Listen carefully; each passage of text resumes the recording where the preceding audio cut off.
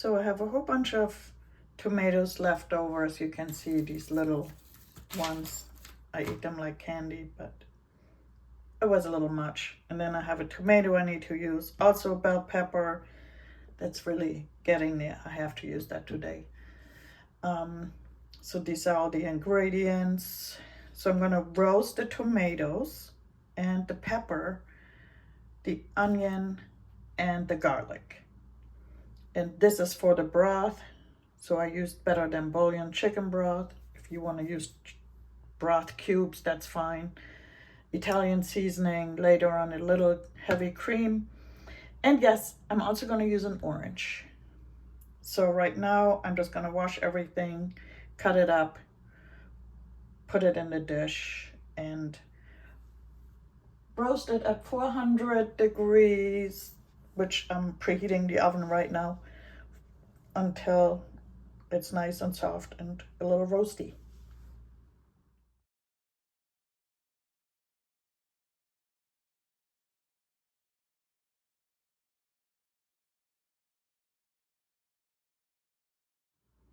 So I'm going to use a large baking sheet with some aluminum foil on there. Put everything on here. Make sure when you see some of the skin, just take it off. I'm just going to roast these on the side so it's easier to find later. There we go. Olive oil. Drizzle some olive oil on here. Some salt.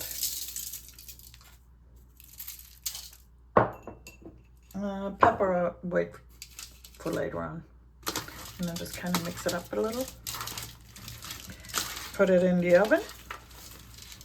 Kind of make sure they are all in one layer. Okay, there we go. Put them in the oven, and I'm gonna check them in about 15 minutes.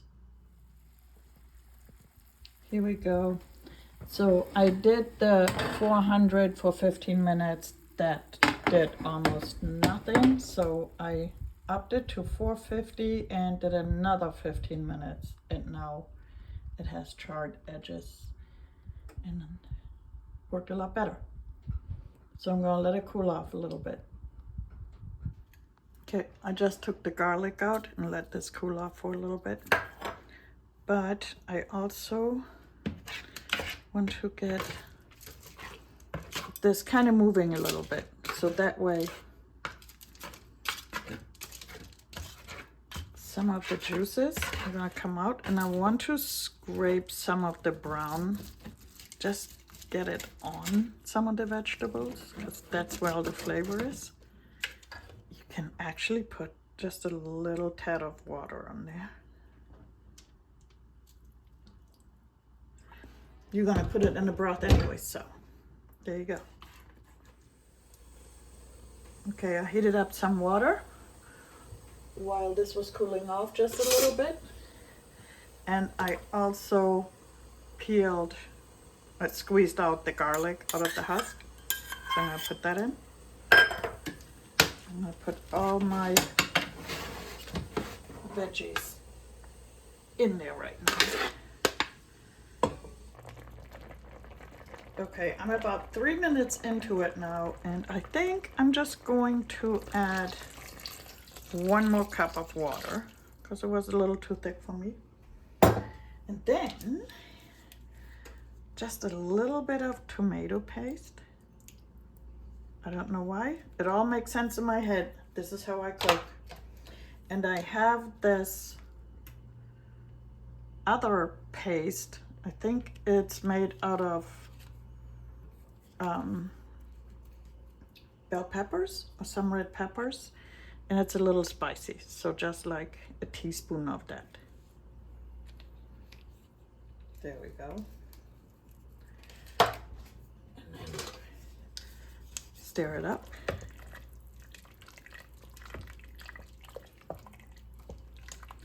And I think everybody should cook like that.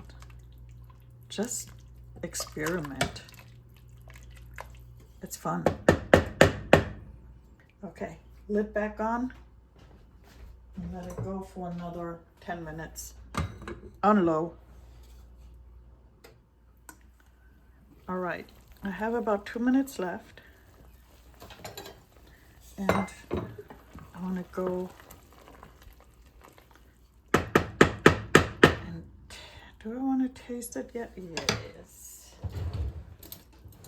But I still have the orange juice. It's only half an orange and a third of orange rind.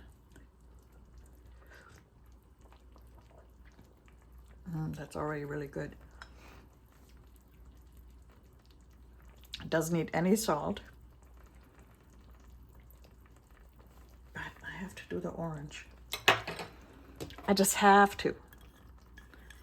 Okay, put the orange rind in. And the orange juice. Okay. Let's see. Let's see how that's gonna taste. Don't think it's gonna be bad because I've made a tomato and orange soup before. So, yeah, don't worry. I'm the only one who's gonna eat this. Yes. Yes. It tastes good without it, but it tastes even better with it in it. So salt I don't need.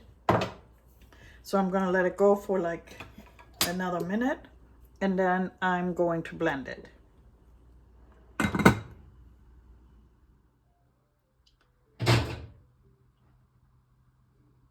I'm gonna add one more thing, a little bit of sugar, like a teaspoon at the very most, just to get a little balance from the acidity. And now I'm gonna blend it.